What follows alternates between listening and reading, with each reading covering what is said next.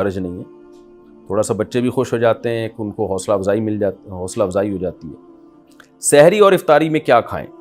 افطاری میں کیا کھانا سنت ہے اور سحری میں کیا کھانا چاہیے؟ افطاری میں ڈانٹ کھانی چاہیے، سحری میں جو مرضی کھائیں، کیونکہ افطاری میں اکثر جلد بازی میں گھر کی خواتین بیچاری ٹینشن میں ہوتی ہیں، ان کو بھی ڈانٹ مل رہی ہوتی ہے، ان کی طرف سے بھی ڈانٹیں پارسل ہو رہی ہوتی ہیں۔ بہرحال جی افطاری میں کیا کھانا سنت ہے؟ کھجور، نبی صلی اللہ علیہ وسلم اس سے روزہ افطار کیا کرتے تھے اور اس کی ترغیب بھی دی آپ صلی اللہ علیہ وسلم نے۔ اور کھجور میں کاربوہائیڈریٹ ہوتا ہے بہت زیادہ، ہم جب ہمارا شوگر لیول اتنا ڈاؤن ہوتا ہے اور کمزوری ہو جاتی ہے روزے کے جو اینڈ میں، تو پھر ایسی صورت میں ہمیں کھجور جیسی ہی کوئی چیز لینی چاہیے۔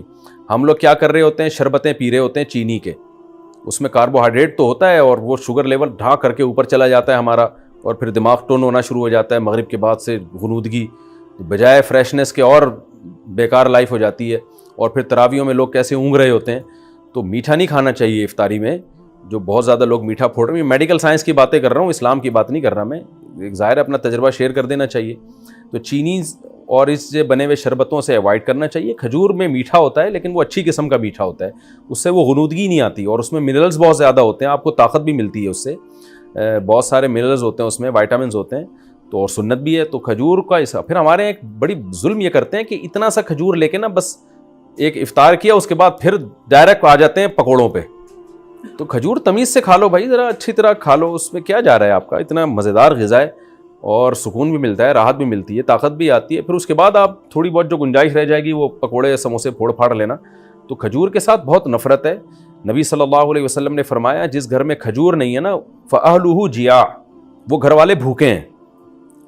تو اس لیے عرب میں ہمیشہ وہ اپنے فریج میں لازمی کھجور رکھتے ہیں، بلکہ کھجور کو تو فریج میں رکھنے کی بھی ضرورت نہیں ہے، باہر بھی رکھ دیں تو بھی ٹھیک رہتی ہے وہ۔ اس لیے کھجوروں کا استعمال گھروں میں ڈالیں، بچوں کو یہ آرٹیفیشل میٹھے سے بچا کے ان چیزوں پہ لے کر آئیں۔ باقی سحری میں کیا کھانا چاہیے؟ سحری میں بھی کھجور کھا لیں، پھل کھا لیں، کچھ بھی کھا لیں، ڈاکٹر بتائے گا آپ کو، میں کیا بتاؤں گا آپ کو بھائی کیا کھائیں۔ جو ابھی کھا رہے ہیں نا وہ بہرحال نہ کھائیں، جو کچھ پیزے برگر وغیرہ سحریوں میں کھائے جا رہے ہیں نا، پھر سارا دن جو ڈکاریں چلتی ہیں تو اللہ کی پناہ ہے وہ، کیونکہ میں نماز میں آتا ہوں نا تو جو ڈکاریں جس قسم کی سننے کو مل رہی ہوتی ہیں اس سے بہت افسوس ہوتا ہے، مسلمان کدھر کو جا رہا ہے۔ رمضان میں یہ حال ہے، اور وزن بڑھ رہا ہے رمضان میں لوگوں کا کم ہونے کے بجائے۔ تو باقی ڈاکٹر بتائے گا، حکیم صاحب بتائیں گے کیا کھانا ہے کیا نہیں کھانا ہے، یہ میں نہیں بتاؤں گا، حرج نہیں ہے، تھوڑا سا بچے بھی خوش ہو جاتے ہیں، ان کو حوصلہ افزائی ہو جاتی ہے۔ سحری اور افطاری میں کیا کھائیں؟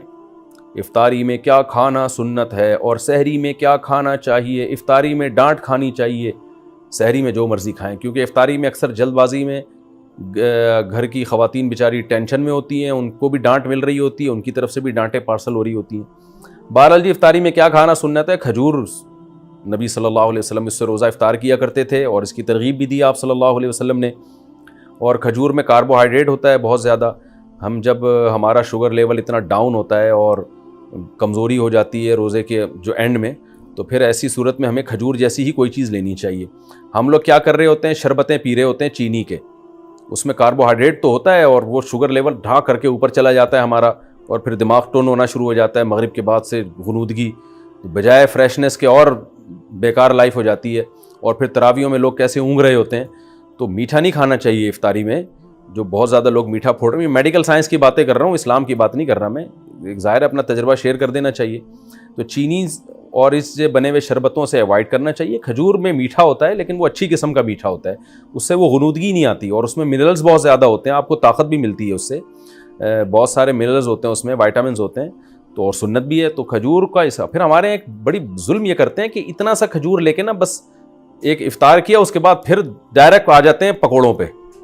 تو کھجور تمیز سے کھا لو بھائی، ذرا اچھی طرح کھا لو، اس میں کیا جا رہا ہے آپ کا، اتنا مزیدار غذا ہے اور سکون بھی ملتا ہے، راحت بھی ملتی ہے، طاقت بھی آتی ہے۔ پھر اس کے بعد آپ تھوڑی بہت جو گنجائش رہ جائے گی وہ پکوڑے سموسے پھوڑ پھاڑ لینا۔ تو کھجور کے ساتھ بہت نفرت ہے۔ نبی صلی اللہ علیہ وسلم نے فرمایا جس گھر میں کھجور نہیں ہے نا فَأَهْلُهُ جِيَاعٌ، وہ گھر والے بھوکے ہیں۔ تو اس لیے عرب میں ہمیشہ وہ اپنے فریج میں لازمی کھجور رکھتے ہیں، بلکہ کھجور کو تو فریج میں رکھنے کی بھی ضرورت نہیں ہے، باہر بھی رکھ دیں تو بھی ٹھیک رہتی ہے وہ۔ اس لیے کھجوروں کا استعمال گھروں میں ڈالیں، بچوں کو یہ آرٹیفیشل میٹھے سے بچا کے ان چیزوں پہ لے کر آئیں۔